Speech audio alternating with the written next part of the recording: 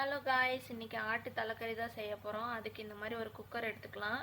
அதில் சோம்பு, பட்டை, 2-3 கிராம்பு மட்டும் போட்டுட்டு நல்லா கறி எவ்வளோ இருக்கோ அதை நல்லா போட்டு மிக்ஸ் பண்ணிக்கோங்க. இந்த மாதிரி இப்போது கறிக்கு தேவையான அளவு உப்பு, மஞ்சள் தூள், மிளகாய் தூள், கறி மசால் தூள், கொத்தமல்லி தூள் இதெல்லாம் ஒவ்வொரு ஸ்பூன் 1 ஸ்பூன் மட்டும் எடுத்துக்கலாம். சேர்த்துட்டு கொஞ்சம் இஞ்சி பூண்டு பேஸ்ட் போட்டு நல்லா மிக்ஸ் பண்ணி விட்டுக்கோங்க.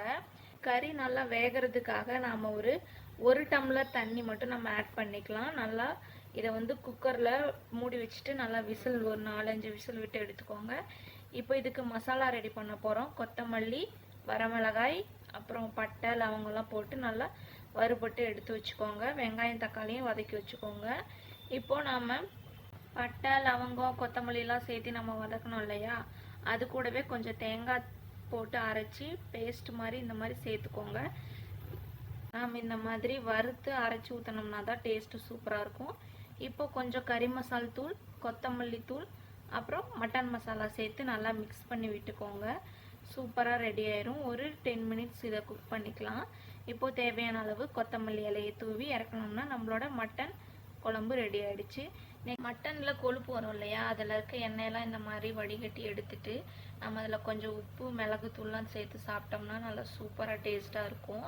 நீங்களும் ட்ரை பண்ணி பாருங்கள், குழந்தைங்களுக்கு ரொம்பவே நல்லது.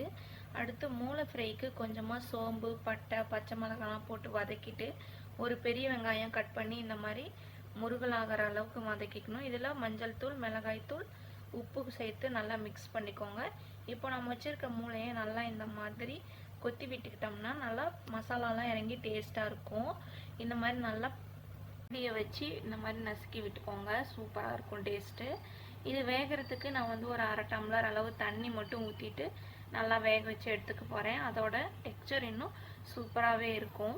இது நல்லா வெந்து வந்துருச்சு. கொஞ்சமாக கொத்தமல்லி எல்லாம் தூவிட்டோம்னா நம்மளோட டிஷ் ரெடி ஆயிடுச்சு. நம்மளோட வீடியோ பார்க்குறவங்க சப்ஸ்கிரைப் பண்ணிக்கோங்க ஃப்ரெண்ட்ஸ்.